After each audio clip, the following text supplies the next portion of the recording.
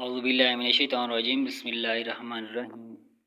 Dear students, आज का जो हमारा टॉपिक है वो है पोजीशन ऑफ एडजेक्टिव्स। एडजेक्टिव्स को हम कैसे इस्तेमाल कर सकते हैं। नाउन से पहले कर सकते हैं, नाउन के बाद कर सकते हैं, दरमियान में कैसे कर सकते हैं। तो ये सारा कुछ आज हम इसके अंदर जानेंगे। An adjective used attributively is generally placed immediately before the noun. यानी कोई ऐसा एडजेक्टिव जो किसी नाउन को एट्रीब्यूट कर रहा होगा, उसकी तारीफ़ बयान कर रहा होगा, तो वो क्या करते हैं, हम वो नाउन से पहले लगाते हैं। जिस तरह वो यहाँ पर कहता है, king Francis was a hearty king and loved a royal sport. Sport क्या है, नाउन है, इससे पहले रॉयल आया होगा, यानी नाउन से पहले हमने लगाया उसकी एट्रीब्यूशन देंगे। इस तरह किंग है, किंग से पहले हार्टी लगाया, तो ये क्या है, उसको एट्रीब्यूट दिया है, यानी खुले दिल का आदमी था। इस तरह आगे चलते हैं। वो कहता है ऑब्ज़र्व करें कि इसके अंदर क्या डिफरेंस है। दो पॉइंट दिए हुए हैं, a great noble man's son, दूसरे a noble man's great son. क्या डिफरेंस है? तो ये डिफरेंस ये है कि a great noble man's son जो होगा, यानी वो जो नोबल मैन है वो खुद ग्रेट है, उसके सन की बात कर रहा है। लेकिन जब दूसरा सेंटेंस हम बोलते हैं a noble man's great son, अब जो सन है वो ग्रेट है, नोबल मैन का जो सन है, ठीक है। यहाँ पर सन ग्रेट है, उससे पहले जो है नोबल मैन खुद क्या था, ग्रेट था। अब वो कहता है आगे, पोइट्री के अंदर, in poetry however the adjective is frequently placed after the noun. Poetry के अंदर थोड़ा सा हम रूल्स की वायोलेशन भी करते हैं, लेकिन यहाँ पर वो कह रहा है कि जो नाउन होता है वो क्या होता है, एडजेक्टिव से पहले होता है और एडजेक्टिव बाद में लगता है। जिस तरह उसने यहाँ पर लगाया हुआ है, चिल्ड्रन डेयर, डेयर चिल्ड्रन नहीं कहा, children there was it yesterday, तो यहाँ पर उसने थोड़ा सा उलट कर दिया है। तो हमारे स्टूडेंट समझते हैं ये गलत है, गलत नहीं होता, ये एक रूल है पोइट्री के अंदर, खासतौर पर जो पोइट्स होते हैं वो ऐसा यूज़ करते हैं।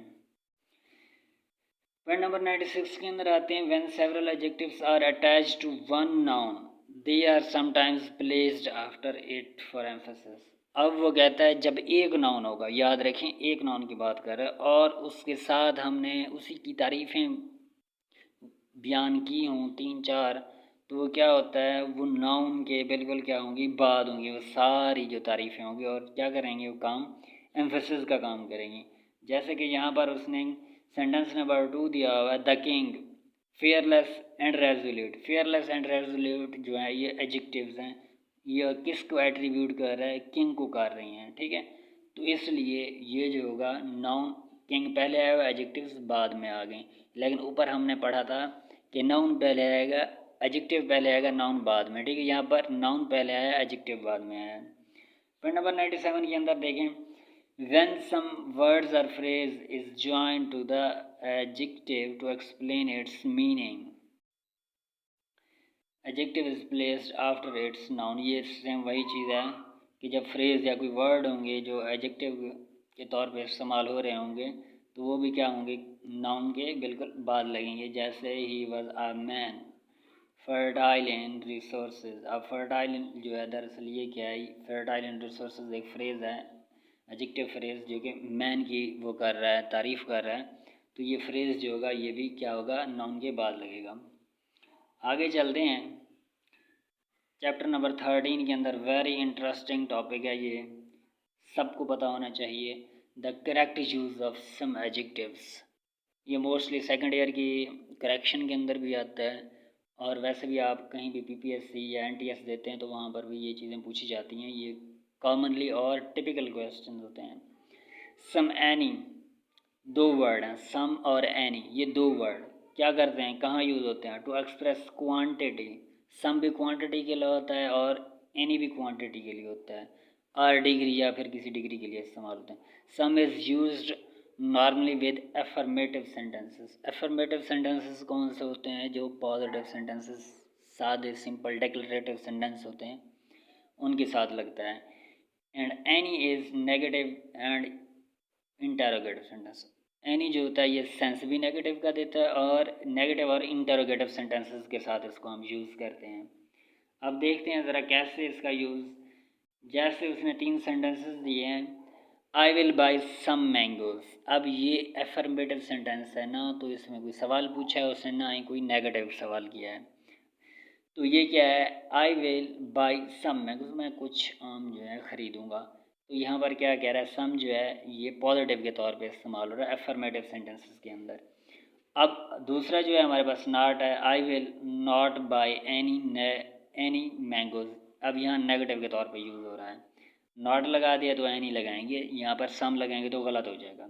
Have you bought any mango, ये सवाल है, सवाल के अंदर भी हमने कहा है एनी लगाएंगे, सिर्फ एफर्मेटिव सेंटेंस होगा जहाँ पर सम लगेंगे। अब एक एक्सेप्शन आ जाती है आगे, तब हम क्या करते हैं, एनी तब भी यूज़ कर सकते हैं जब एफर्मेटिव सेंटेंस होता है। वैसे तो हमने कहा एफर्मेटिव या तो नेगेटिव, एनी जो है या तो फिर नेगेटिव सेंटेंस में लगेगी या इंटरोगेटिव में। अब हम कह रहे हैं कि यही एनी एफर्मेटिव सेंटेंस में भी यूज़ हो सकता है, लेकिन अगर इफ़ का इस्तेमाल किया जाए, इफ़ का इस्तेमाल किया जाए सेंटेंस के अंदर, तब जाके हम एनी भी यूज़ कर सकते हैं। कैसे, if you need any money I will help you. ठीक है, इफ़ अगर आपको कोई पैसे की ज़रूरत है तो फिर मैं आपकी हेल्प करूँगा। तो एनी मनी। सम भी अब यूज़ होगा, कहाँ यूज़ होगा, नेगेटिव और इंटेरोगेटिव के अंदर। हालांकि हमने कहा कि ये एफर्मेटिव के अंदर यूज़ होता है, लेकिन एक्सेप्शन है इसके अंदर थोड़े से। Some is use in question, question के अंदर which are really offers request are which expects the answer yes, कि जब कोई ऑफ़र या रिक्वेस्ट की गई होगी तब हम सम कहेंगे। जैसे will you have some ice cream, अब यहाँ पर एनी आइसक्रीम नहीं कहेगा, सम आइसक्रीम। यहाँ पर क्वेश्चन कर रहा है उससे, और कर भी ऑफ़र रहा है उसको, रिक्वेस्ट या ऑफ़र। आगे चलते हैं, ईच और एवरी, ये दो सेंटेंसेस, दो वर्ड हैं। अब इनका भी अलग से ये है यूज़ है। Each and any, each and every are the similar in meaning, but every is a stronger word than each. Each और एवरी, यहाँ पर क्या एवरी जो है ये स्ट्रोंगर है, और ये क्या है, ईच जो है इट मीन्स, ईच जो होगा क्या होगा, it means each without except, कि आप क्लास के अंदर ये सारे एक एक कुर्सी पे बैठ जाए, हर एक बच्चा सिवाय उसके, यानी एक्सेप्शन हम लगा देते हैं, एक्सेप्ट ये बाकी सारे। ईच जो है दरअसल क्या है, ये स्ट्रोंगर नहीं है एवरी से, एवरी जो है वो स्ट्रोंगर है। Each is used in speaking of two or more things. Every is used only in speaking of more than two. Each directs attention to the individual. Each जो होता है वो इंडिविजुअल के तरफ अटेंशन कराता है, यानी डायरेक्ट अटेंशन होता है ईच ऑफ दैम। ठीक है, हर एक की बात करेंगे। फॉर्मिंग एनी ग्रुप, कोई ग्रुप बना रहे हो। Every two the total group, every जो होता है हम एज अ होल ग्रुप के तौर पे जब बात करते हैं। It is used only when the number in the group is limited, ये चीज़ लाजमी याद रखिएगा। ईच तब इस्तेमाल करते हैं जब नंबर लिमिटेड होंगे और डेफिनेट होंगे। लिमिटेड और डेफिनेट, यानी 5 बंदे हैं, हर बंदा अपनी अपनी कुर्सी ले ले, each student must have a seat, तो हम क्या कहेंगे, यहाँ पर लिमिटेड नंबर हैं तो ईच लगाएंगे। एवरी जब लगाएंगे तो इनडेफिनेट होगा, कोई हमें नंबर का ख़ास पता नहीं होगा। अब यहाँ पर देखते हैं, every seat was taken, number का पता नहीं था, इनडेफिनेट कितनी सीटें थी नहीं पता, तो एवरी लगा दिया हमने। इसी तरह 5 boys were seated on each bench, अब यहाँ पर नंबर आ गए, हमें पता चल गया लिमिट है और डेफिनेट भी है, 5 बंदे हैं, तो हमने फिर ईच लगा दिया, ईच बेंच। आगे आ जाते हैं, very interesting topic, little, a little, the little. Little का मतलब होता है बहुत थोड़ा सा, यानी कुछ भी नहीं है, थोड़ा सा। ये नेगेटिव सेंस में आता है, यानी there is little hope for his recovery, यानी 100 में से 1% चांस जो होते हैं वो लिटल के होते हैं, यानी he is not likely to recover, वो रिकवर होता ही नहीं है, लगता है ऐसे है कि वो रिकवर नहीं होगा, तो इसलिए उसने कहा there is little hope for his recovery, यानी चांस नहीं है उसकी रिकवरी के। लेकिन आ लिटल क्या होगा, यानी थोड़े से चांस हैं, 100 में से 20-30% जब चांसेस की बात करेंगे तो आ लिटल लगाएंगे। सम तो नॉट मच, इतना नहीं लेकिन थोड़ा सा, यानी आ लिटल, ये पॉजिटिव मीनिंग में आता है। A little, there is a little hope for his recovery, यानी पॉसिबल है कि वो रिकवर हो जाएगा, 30% 40% चांस है कि वो रिकवर हो जाएगा। तो आ लिटल, लिटल कुछ भी नहीं, आ लिटल थोड़ा सा, और द लिटल यानी वही थोड़ा सा मगर वही कुछ, थोड़ा सा मगर वही कुछ। The little not much but all there, ठीक है, यही थोड़ा सा है और इससे अलावा है भी कुछ नहीं हमारे पास। The information he had was not quite reliable, जो उसने इंफॉर्मेशन दी जो उसके पास ही थी वही कुछ, वो रिलायबल नहीं थी, यानी वही कुछ था और उससे अलावा भी कुछ नहीं था। अब हम बात करते हैं यहाँ पर एक और चीज़ है पोजेसिव एडजेक्टिव और पोजेसिव प्रोनाउन की। पोजेसिव एडजेक्टिव और पोजेसिव प्रोनाउन में डिफरेंस क्या है। अब यहाँ पर एक सेंटेंस है देयर इज़ माई पेन। अब यहाँ पर हम क्या कर रहे हैं, देखें यहाँ पर जो माई है ये नाउन से पहले आया हुआ है, पेन जो है ये नाउन है और माई जो है इससे पहले आया हुआ है, ये अब यहाँ पर प्रोनाउन नहीं है, दरअसल ये क्या है, एडजेक्टिव है, पोजेसिव एडजेक्टिव है, ठीक है, ये एडजेक्टिव होगा। अब हमारे पास दूसरा सेंटेंस नीचे है पोजेसिव प्रोनाउन वाला, दिस पेन इज़ माइन।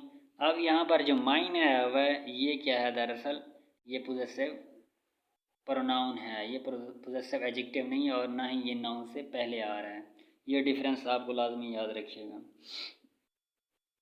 आगे हम चलते हैं, एक लास्ट पॉइंट है जो हमारा few, uh few and the few. Few negative में आता है, जिस तरह लिटिल नेगेटिव में आता था थोड़ा सा, और आ फ्यू चंद, और द फ्यू यानी वही चंद एक जो है और उससे अलावा है भी कुछ नहीं, ठीक है। Few persons can keep a secret, यानी कोई भी बंदा, शायद हज़ारों में से कोई एक, तो बिल्कुल नेगेटिव मीनिंग में चला गया। आ फ्यू यानी थोड़े से हैं, इसमें वही 30-40% वाले चांसेस जो हैं उसके अंदर हम बात करते हैं। A few words spoken in earnest will convince him. अब आगे जो होता है द फ्यू वाला, तो यही कुछ है, थोड़ा सा चंद एक है और है भी यही कुछ, ठीक है। The few remarks that he made were very suggestive, यही उसके पास रिमार्क्स थे और वो कुछ कर भी नहीं सकता था और यही कुछ था। तो आ फ्यू कुछ भी नहीं होगा, नेगेटिव में आएगा। फ्यू, आ फ्यू चंद एक, द फ्यू चंद एक यही, और इससे अलावा है भी कुछ नहीं। आज का हमारा टॉपिक इतना था और ये वीडियो नंबर 4 थी एडजेक्टिव की। फिर आगे बढ़ेंगे हम आर्टिकल। मिलते हैं नेक्स्ट वीडियो में। Thank you so much. अल्लाह हाफिज़।